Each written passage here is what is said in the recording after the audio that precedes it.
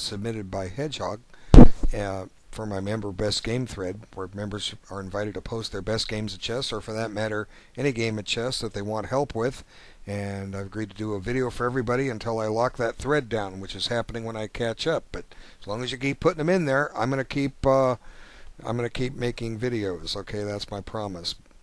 So anyway, this was played at a time control of a move every 3 days, and so it's an online game or a postal chess game, and I'm happy to say that our member Hedgehog has defeated a national master in play. Now, I want to make just a few notes. This is not to take away from this game. A lot of people of all rating classes simply are not familiar with how the best way to play online chess. Now, some of them are. This is not a substitute for over the board. In other words, you don't sit there and if your opponent happens to be there along with you, run off 5, 6, 7, 8, even 20 moves. Okay? This is not over the board play. This is good old-fashioned postal chess with a modern twist. The modern twist is you don't have to fill out the postcard, pay for the postage, put it in the mail, and wait for a reply to come back anywhere from 7 to 28 days later. Okay? All the record keeping is done for you. The position is recorded, and the moves transmission is instant. Okay? So, the good old days of postal chess that I played back from 1980 up until I got out about 20 years later, we played them all by postcard. You had time, and if you wanted to do well, you spent time. You spent hours on your moves. Hans Berliner, former U.S. Let me rephrase that. Former world champion correspondence player from the U.S. suggested at the top level you take 3 hours a move. Well, I find I needed more, and I often spent more. If you're going to sit and play these games with seconds or minutes of thought, don't expect to gain from the potential these games offer you. This is where you learn to analyze. This is where you learn openings. This is how where you learn to play endings and learn to develop your analytical talents. I speak from experience. And I'll say it again. My rating was around 2,000. Stopped playing over the board for a year and played a whole bunch of postal chess. Came back, dropped to 1,900 from inactivity, and broke 2,200 3 months later. And I was sitting there holding my own against the masters. Why? Because I learned to analyze. My whole program teaches how to duplicate my success, and as I say in video lesson 1, correspondence chess is a big part of it, but you guys have to know how to play it. And what I've found since I did lesson 1, video lesson 1, is most people do not know that you take your time in postal chess. Now, if you want to play fast, we're not holding you back. Go ahead, but don't expect to gain much. Maybe you don't care. Maybe you're just happy to play games. We're not out to tell you how to play. But what I have is a program that if you take my advice and study your games, you're going to become a much, much better chess player. Okay, so let's have a look. Now, there's no time stamping, so I don't know how long White took on his moves. I know I'm playing in a correspondence event now where they just invited title players. And the players who are at the bottom of my section with pretty bad scores, I can attest to the fact that I would move and see a reply back instantly. Okay? I mean, they're probably better players than I face to face, but not in postal chess. Okay? And if you want to do well, you have to take your time. Okay, so we're following what we call symmetrical English. It's going to transpose into that. Basically, both sides play the same setup. Usually, black takes on d5, or I'm sorry, on d4. White has the option to push to d5, but he doesn't. So this is reaching a well-known theoretical position rather quickly. Okay. So we're still in a book position. There is a lot of transpositional possibilities which would be beyond the scope of this video to explain. But normal mainline, and I've had this experience many times with white and even with black, is to play knight c3. And I've made videos on this opening before. I'm not sure where they're at. If you really want to know, let me know. I'll track them down. But the point I want to make is that I understand the theory of this opening. And white plays a sideline that I'm not really familiar with. I know it exists. I can't really say all the strategy because I've never employed it. But a lot of the things that can hold up with this opening from both sides can still hold true with this opening, with this sideline he plays. Now, I'm going to criticize it for one reason. Okay, here's his move, c5. I'm going to criticize it for one reason. Even though it's been played before, it's not this master's invention. There's going to be some points to it. But the reason I criticize this move from white's point of view is that two reasons, actually. Number one, white can do well with just knight c3 and go into main lines. But the next main reason is white's move does not develop. Okay, it doesn't develop his pieces. Now, look here. I'm going to draw an arrow. Look at those 4 pieces sitting at home. White's done wonderful thing on the king side. He's got his king side pieces developed. He's castled. But he hasn't done a thing about developing his queen side, and knight c3 would have done that. Okay? Now, it does put a small wrinkle in the black armor. In other words, black may end up weakening, getting an isolated pawn or something if he pushes at the wrong moment. We will see. Okay, so I did check some opening theory on it, and I don't know exactly how much opening theory and how many side lines. It's not important. If you're playing this line, then it's your job to go look at the various opening theory. Okay, you look at the opening theory, you play the lines over, and you say, gee, do I want to play that line? How does it weigh in my mind against the other line? And if you find a type of position you're comfortable with, you try to get it into that line. Or at some point you're going to leave book. You don't want to have to follow somebody else's moves forever. At some point you want to be imaginative and come up with your own idea. You say, well, hey, this move's never been played. What does it do? And if you like the idea, well, by all means, play it. Play the new move. You're going to get out of book anyway. So, let's see. Is there a possible move that black can do other than knight takes d4? Well, the only thing is to try to push d6 or b6 at some point, and both have some potential drawbacks that you might be dropping a pawn. But there are gambits where black gambits that pawn, and I'm not going to go into those. I've covered those on some videos already. Okay, so this exchange seems to make sense. And now black is going to rely on some pins to get his development completed. Okay, and discovered attacks. Okay, so it looks like after pawn takes that black's got some problems at first glance. That's the whole idea of c5. Because if we're analyzing this, we can see that if queen takes d6, white has the option to exchange queens on d6, and I mentioned earlier, give black an isolated d-pawn, in which case white's done very well. Okay. The other nice thing in this position for black or for white is that this bishop is activated and it's tying down the light squared counterpart on c8. It's having to sit there and hold on to b7. But as I said, black has a tactic to redeem himself, and it's a discovery, and it takes advantage of a pin. Okay, so the bishop's now attacking the queen, and this pawn on d6 is pinned. It can't come down here and take because the queen's just going to fall. Yeah, white's going to get a rook for it, but you don't want to give up your queen for a rook. Okay, so somewhere in here is right about where theory ends. But now black is able to regain his pawn, and let's take a look at what we've got here. Okay, this is, like I say, this is opening theory.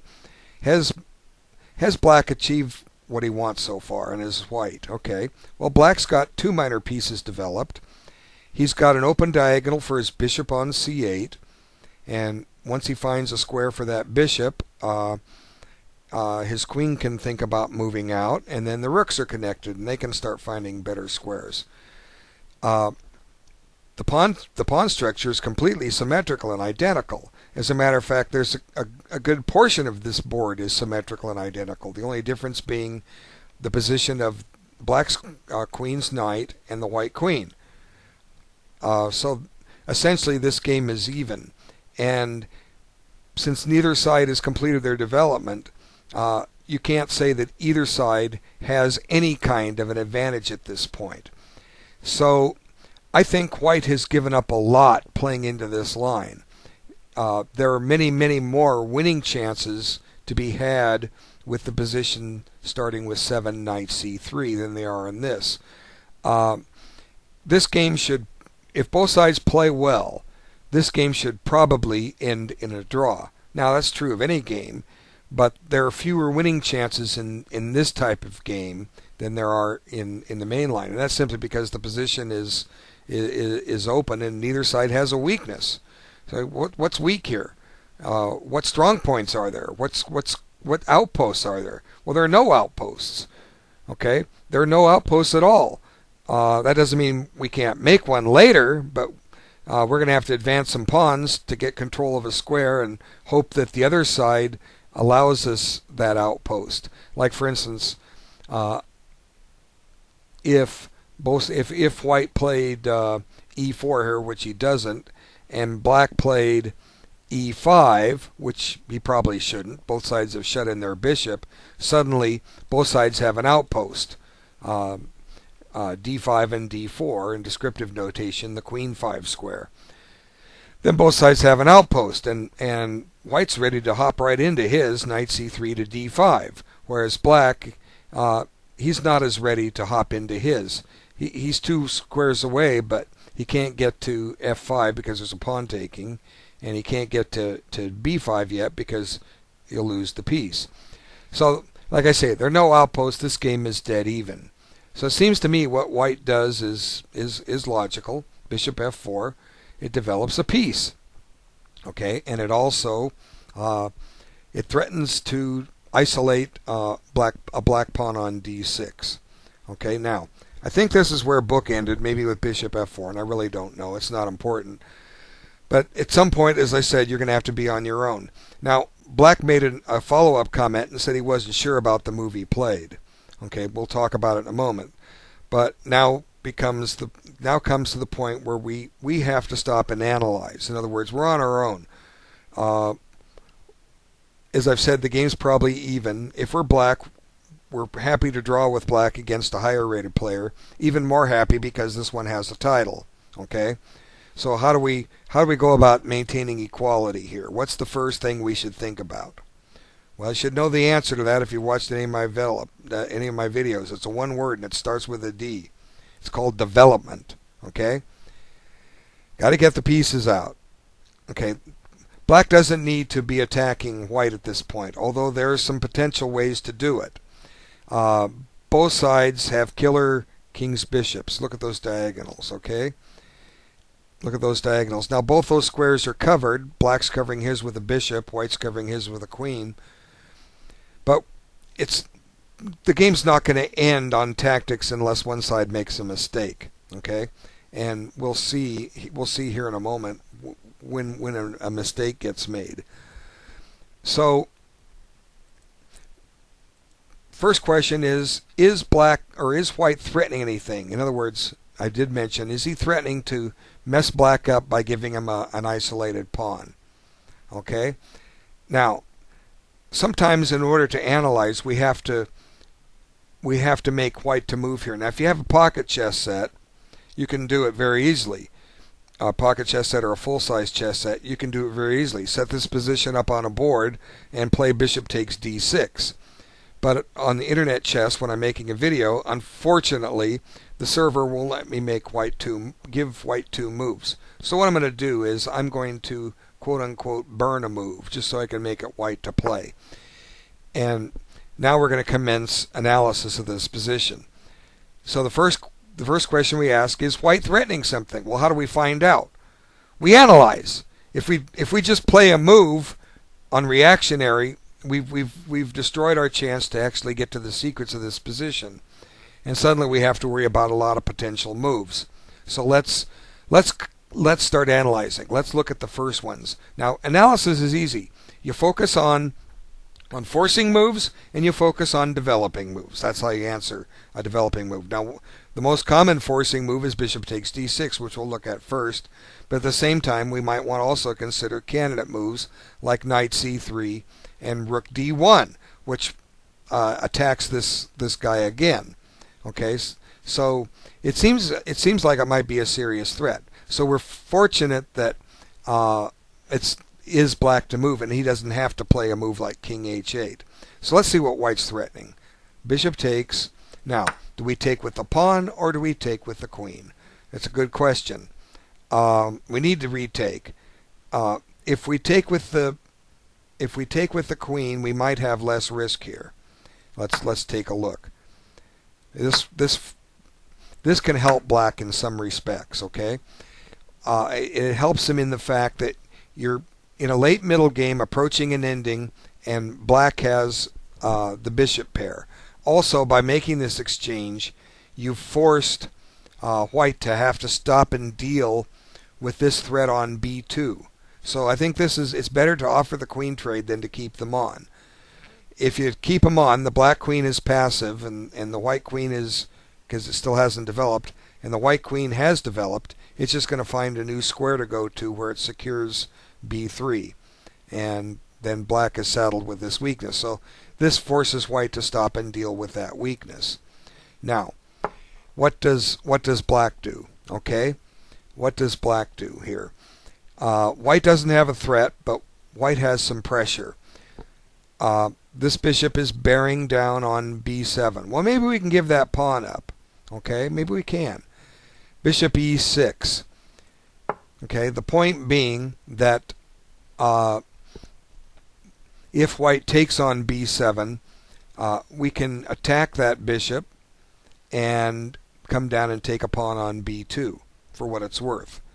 So it seems to me that in this case black has adequate compensation for the pawn that he is allowed to become isolated. The two bishops are a good thing to have. It's an open board.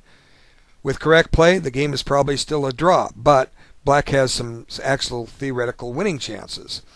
And the nice thing, too, about this position is black burned a move. We just burned a move to get this position. Black can find another useful move instead.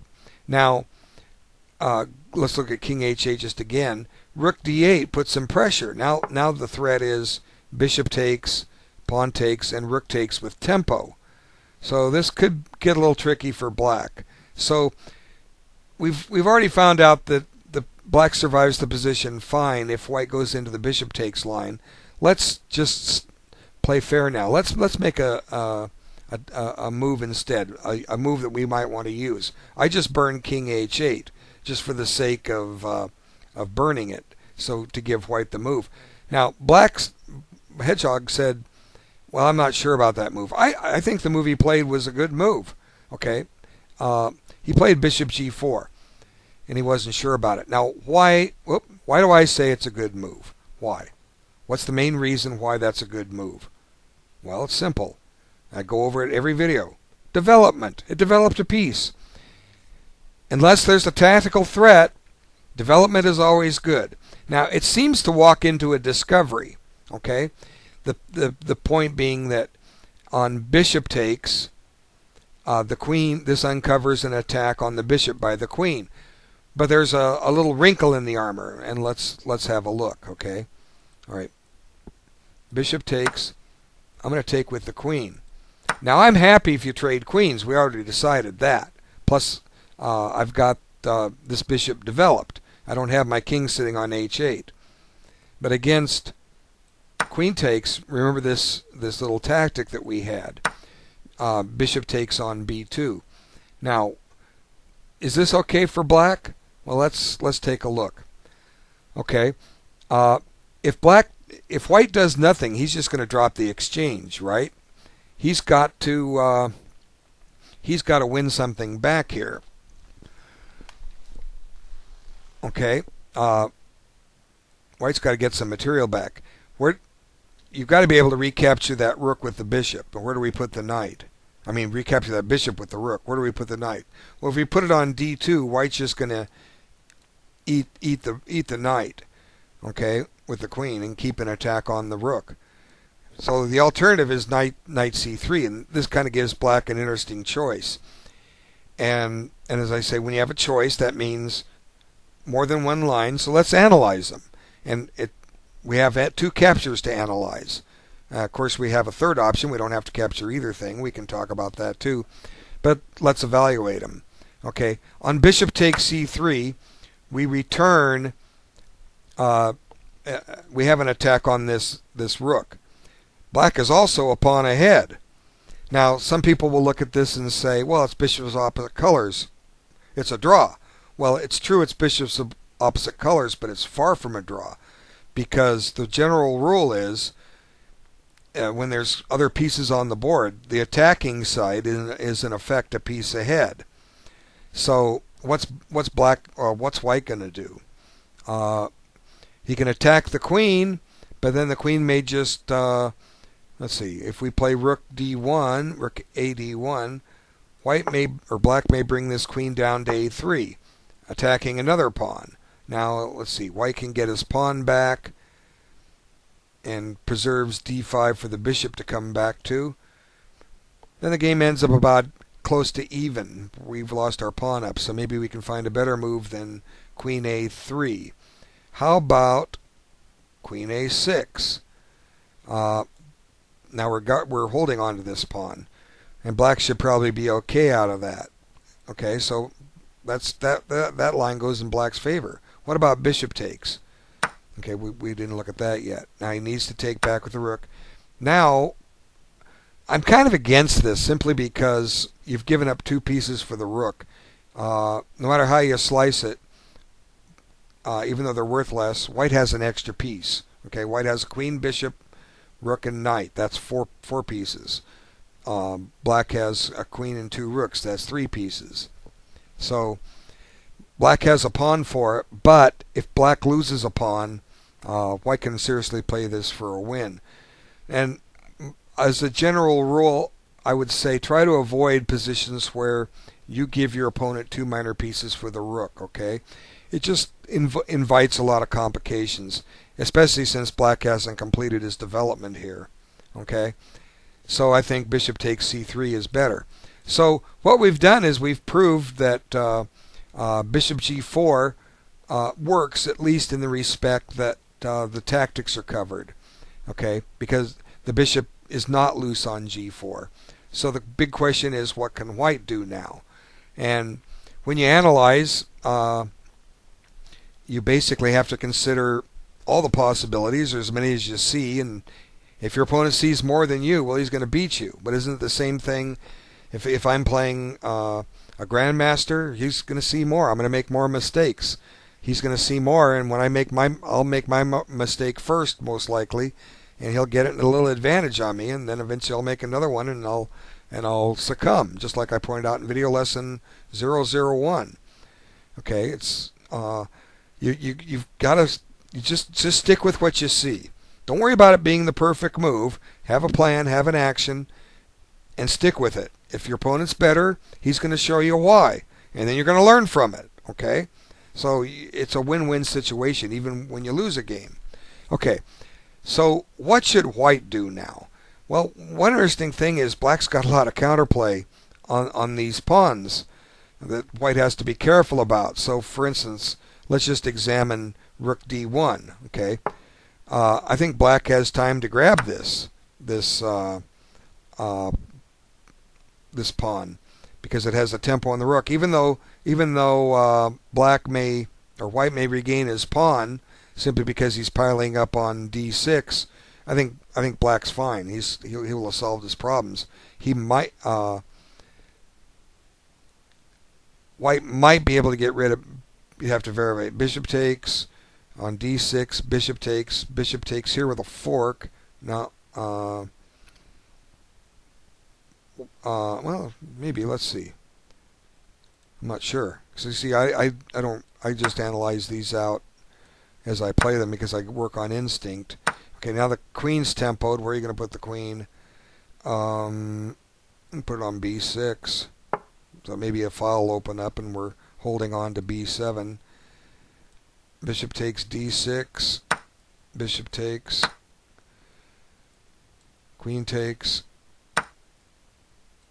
Well, if anything, black has acquired the bishop pair here. We could also take... Oh, wait a minute. Can we take on... No, we can't take on f8 with our king, preserving the bishop on this square, because the king would be walking into check, right? The queen was on b4.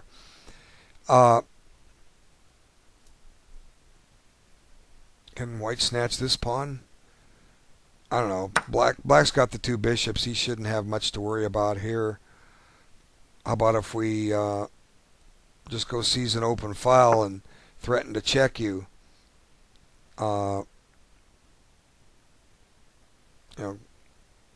Knight c3 fails to rook check, king g2, bishop f3 check, and we pick up the rook. Black's doing fine here. Why can't snatch that pawn? So the bishop g4 move seems to hold up. Anyway, it actually causes white to make a poor move, and I think there's now how do we find the best move here? Well, if we're going to analyze this, when we want to analyze something out, we want to consider two things: forcing moves and developing moves. Now, the forcing move was bishop takes d6, and it didn't seem to get anywhere. So what's the alternative? Development. Yes, exactly. So I think white does well just by playing knight c3 here. He didn't play rook d1. White does well with knight c3 because this accomplishes three things. Number one, it develops this piece. Okay, now the piece is ready to watch over some better pieces of real estate. Okay, it also, for what it's worth, holds on to e2. Black can't snatch that pawn. It also blunts this bishop.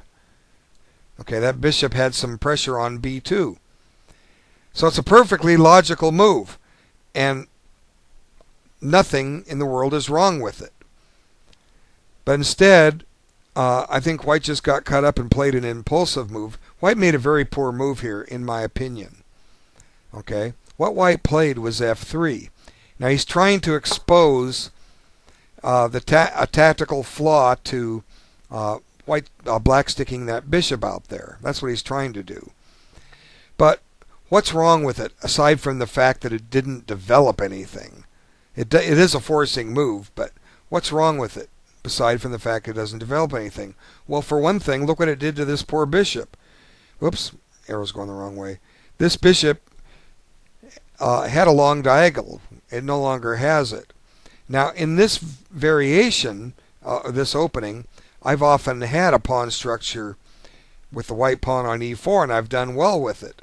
And the white bishop on g2 sits there and hopes to get traded off for its light squared counterpart, but still sits there and becomes an effective piece later. But it never had the option of the long diagonal as white did in this. So shutting it in isn't so bad. Okay, it never really was able to carry that out. But f3 is just plain outright awful. If I was to say where did white go wrong, he went wrong with this move. Okay, so now where are we? There it is. Bishop e6. Okay, so now black's got three minor pieces developed. White has two, and he could have had his knight out, but he doesn't put it out. So white plays more tactics, and this is impulsive style chess. You know, white's trying to win a pawn. White's trying to punish black for what he did. Well, not what he did. White's trying to say c5. Even if you play this line, I'm going to end up messing you up and giving you an isolated pawn on d6. And eventually I'm going to win that. Well, we looked at it. It looks like black was doing okay out of it anyway. Yet white somehow got this mindset that he's going to isolate that pawn and he's going to exploit it. And we've already seen that white really couldn't. But now the difference in the position is white has shut his light squared bishop in. So white's in for a surprise. My guess is also based on this player's rating, 2005. He loses a lot of games simply because he plays quickly. And title players shouldn't be losing any games here unless they're playing each other. Well, they should lose some, but they shouldn't be losing any because if you'll take the level of play isn't all that serious here. If they'll take their time and analyze moves out, they will win a lot of games. I mean, I'm winning almost all my games, just a bunch of draws against me, but and I've had 2 or 3 games I was close to losing, but I held on. I dug in and held on. But I'm not really seriously challenged. This site is not loaded up with the type of player that used to play in ICCF 25 years ago.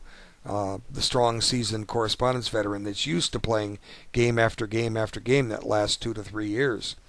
So white's trying to exploit white, but black finds a good move, counterattack. That b4 is kind of a funny square for the queen, so black kicks it, which is good. And where does white put the queen? Well, he needs to stay. He has to stay on protection of b2, but it's not that easy. The queen can't go to b3, can't go to b5, can't go to b6. The only squares that hold b2 are a3 and d2. He tries a3, but then here comes the fly in the ointment. And the other reason why f3 was not a good move. It's allowed black to develop a piece with check, so gain a tempo, and white's got serious problems on b2.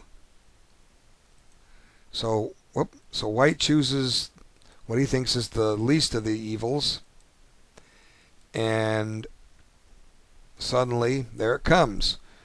Bishop takes b2. Now all of white's pressure on d6 is gone, and no matter how you slice it, white is losing material here. And not only that, black has a pawn up to boot. So white has gifted black a winning position, and it all started with his 13th move, f3. So black conducts himself nicely here. Hey, let's trade some pieces, because I'll win a game of attrition. Counterattack.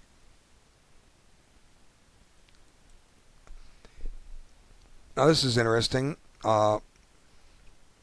If white plays bishop takes on f8, black is going to remain a piece ahead. Right? King takes f8. Black has 2 minor pieces, so white needs to take on d2, right? Okay, now we just developed this rook.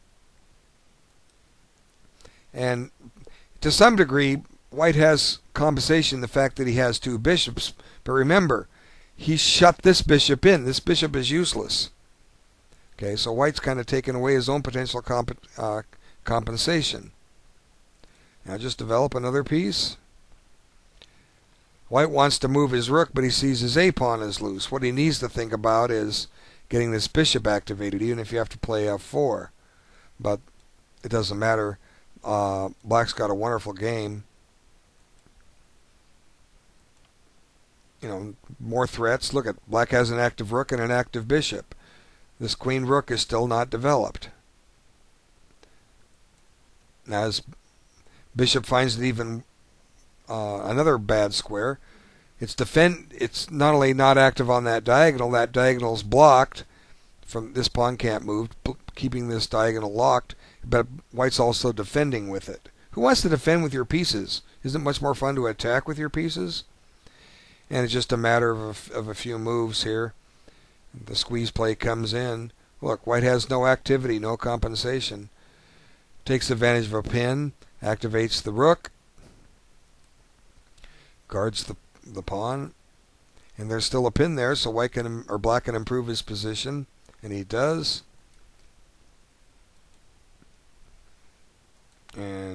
This is an interesting move, just to break it open. And black's return material, but he's got this killer pawn. And doesn't matter how you slice it, white can't stop that pawn. There's no way he can stop that pawn. The only thing he can try is to get his rook behind it, but he won't stop it. Okay, let's just look at one sample line. Okay.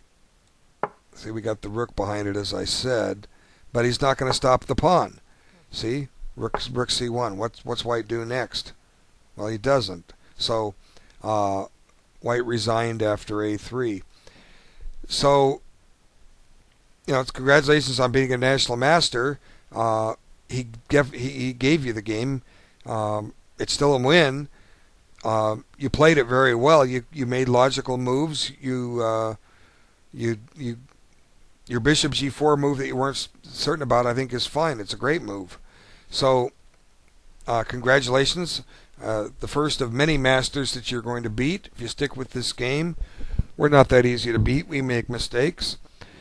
All right. I thank everyone for their time. Take care.